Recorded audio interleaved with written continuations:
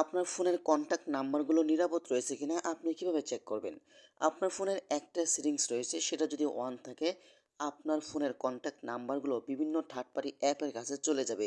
তো চলুন আপনাদেরকে দেখিয়ে দিচ্ছি আপনার ফোনের সেই সেটিংসটা অফ না অন রয়েছে। তো এই কাজটি করার জন্য ফার্স্ট অফ অল আপনি চলে যাবেন আপনার ফোনের সেটিংসে। ওকে, তো আমি চলে আসলাম আমার ফোনের সেটিংসে, তারপর একটু নিচে আসবেন। আসার পর এখান থেকে আপনার গুগল সার্ভিস, এখানে আপনি ক্লিক করবেন। তারপর এখান থেকে আপনি ওয়াল সার্ভিস, এখানে আপনি ক্লিক করবেন। তারপর একটু নিচে আসবেন। নিচে আসার পরে কিন্তু এইখানে একটি অপশন পাবেন, সেটা হলো ফোন নাম্বার শেয়ারিং, এখানে আপনি ক্লিক করবেন। এটা কিন্তু আপনাদের অন থাকবে, এটা আপনারা অফ করে দিবেন। এটা যদি অফ না করে দেন তাহলে কিন্তু আপনার ফোনের যে কন্ট্যাক্ট নাম্বারগুলো রয়েছে সেই নাম্বারগুলো বিভিন্ন থার্ড পার্টি অ্যাপসের কাছে চলে যাবে।